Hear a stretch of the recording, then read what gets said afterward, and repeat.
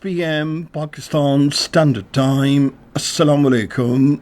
This is Radio Pakistan. The news read by Daman Zaman. The headlines.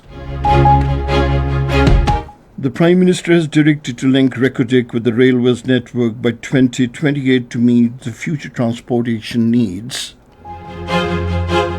The Deputy Prime Minister, in a telephonic conversation with the United Arab Emirates counterpart, discussed the evolving regional situation following Israel's strikes on Iran. The Finance Minister says Pakistan and the United States are continuing efforts to strengthen their strategic partnership. The Information Minister has reiterated the government's resolve for the protection of journalists and their welfare. The Field Marshal has expressed deep appreciation for the vital role being played by the overseas Pakistanis. 63 Palestinians were martyred in fresh Israeli attacks on Gaza today. And now the news in detail. The Prime Minister Mohammad Shahbaz Sharif has directed to link Reykjavik with the railways network by 2028 to meet the requirements of future transportation and freight services. He issued these directives while presiding over a high-level meeting in Islamabad today regarding the Pakistan Railways upgradation and linking Reykjavik with the railways network. The Prime Minister instructed to constitute an interministerial committee to look after the financing matters related to the upgradation and development of Pakistan Railways. The Prime Minister said the Pakistan Railways serves as a backbone for the country's economy and communication. The Deputy Prime Minister and the Foreign Minister Mohammad Asagdar received a telephone call from his United Arab Emirates counterpart, Sheikh Abdullah bin Zayed Al Nahyan. During the telephonic conversation, the two leaders discussed the evolving regional situation in the wake of Israel's military strikes against Iran. They expressed deep concern over the escalating tensions and underscored the urgent need to support efforts for ensuring regional peace and stability. The Deputy Prime Minister and the Foreign Minister Mohammad Asagdar has emphasized the need to further expand cooperation between Pakistan and Bangladesh in trade, tourism and people-to-people exchanges. He was talking to the High Commissioner of Bangladesh, Iqbal Hussain Khan, who called on him in Islamabad today. Asagdar appreciated the positive trajectory of bilateral ties and underscored the importance Pakistan attaches to its brotherly relations with Bangladesh. The ambassador of Spain to Pakistan, Jose Antonio de Ori, called on the Deputy Prime Minister and the Foreign Minister Asagdar in Islamabad today. Asagdar appreciated the positive trajectory of Pakistan-Spain bilateral relations across diverse fields and cooperation at multilateral fora. The two sides also exchanged views on regional and global developments. The Finance Minister Mohammad Aurangzeb has said Pakistan and the United States are continuing to strengthen their strategic partnership. Speaking at an event in Islamabad today, the Finance Minister said he had a constructive and positive conversation with the American Commerce Secretary last night. He said both the countries are moving in the right direction. The Finance Minister said the government will stay on the course of reforms in taxation, energy and other sectors. As regards pension reforms, the Finance Minister said defined contribution pension scheme is a win-win for both the government and the employees.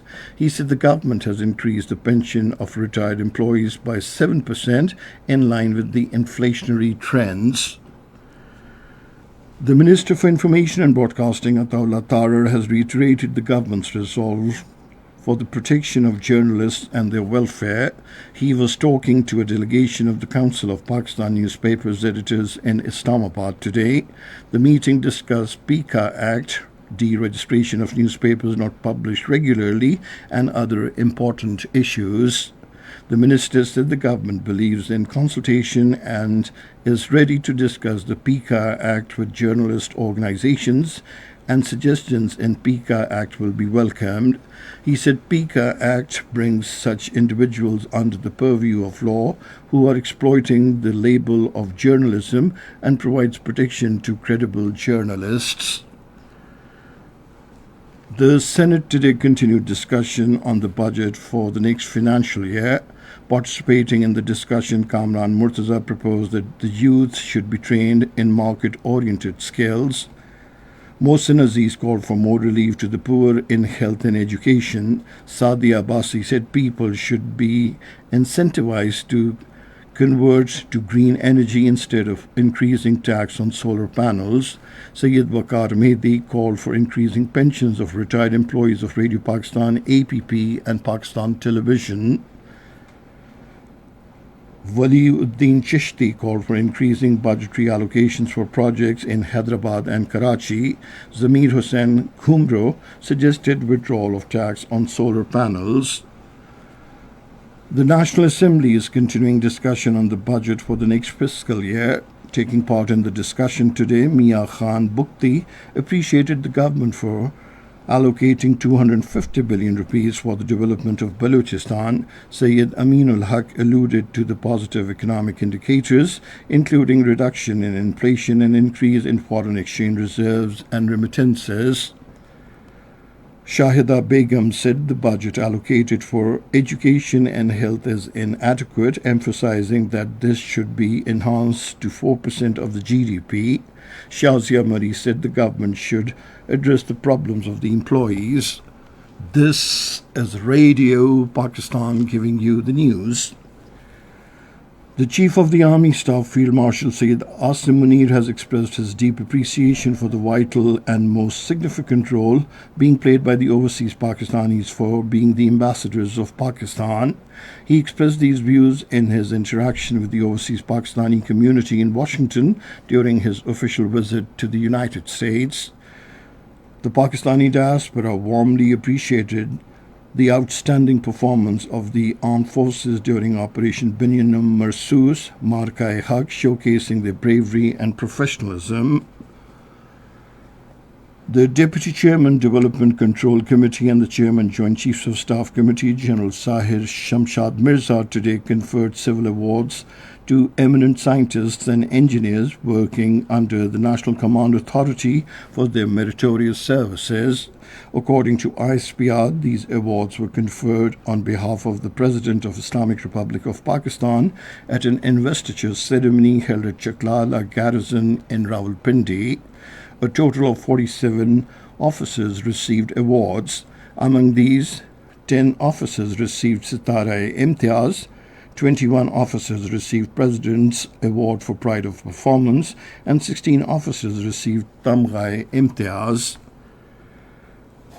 The Italian Navy ship ITS Antonio Nefisaglia arrived at Karachi port for a 3-day goodwill visit, marking a significant milestone in the long-standing maritime cooperation between the Italian and the Pakistan Navy. On its arrival, the commanding officer and crew of the visiting ship were warmly received by the officials of the Pakistan Navy. During the port call, the ship's crew will participate in a range of professional engagements, including cross-ship visits, discussions on maritime security, and joint training sessions. The ambassador of Egypt to Pakistan, Dr. Ehab Mohammad Abdul Hamid Hassan, called on the Minister for Information Technology and Telecommunications, Shahza Fatma Khwaja, in Islamabad.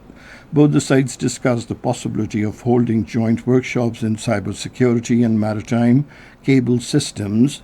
The ambassador expressed keen interest in cooperation on 5G, fintech, training programs, and scholarships. Shahza Fatma Khwaja highlighted the strong similarities between Pakistan and Egypt, which paved the way for meaningful collaboration across various sectors. She invited the Egyptian youth to actively participate in Pakistan's cybersecurity competitions. In the Indian illegally occupied Jammu and Kashmir, which has turned into an open-air prison, as the Modi-led Indian regime has intensified its brutal military crackdown across the territory under the guise of security. According to Kashmir Media Service, daily coordinated search operations, house raids and arbitrary roadside checks by Indian Army, paramilitary and police personnel have suffocated the civilian life. The oppressive tactics have extended to major highways in towns, with checkpoints set up across the Srinagar-Jammu highway and streets in Baramulla, Bandipora, Ganderbal, Kulgam, Pulwama and Kathua. At least 63 Palestinians were martyred and hundreds more injured in fresh Israeli attacks on Gaza today. In a statement, the health ministry said 51 people lost their lives and over 200 others were injured when Israeli forces opened fire on civilians who had gathered to get humanitarian aid at the Al Tahliya roundabout in Khan Yunis in southern Gaza. And finally, the weather report. Mainly hot and dry weather is expected in most parts of the country, with very hot conditions in the plain areas during the next 12 hours. However, partly cloudy weather with thunderstorm and rain is likely at isolated places in East Punjab, southeastern Sindh, Gilgit-Baltistan and Kashmir. And that is the end of this news bulletin. For more news and analyses, log on to our website, radio.gov.pk, and you can also watch the live video streaming of our bulletins on the link, facebook.com/Radio Pakistan News Official.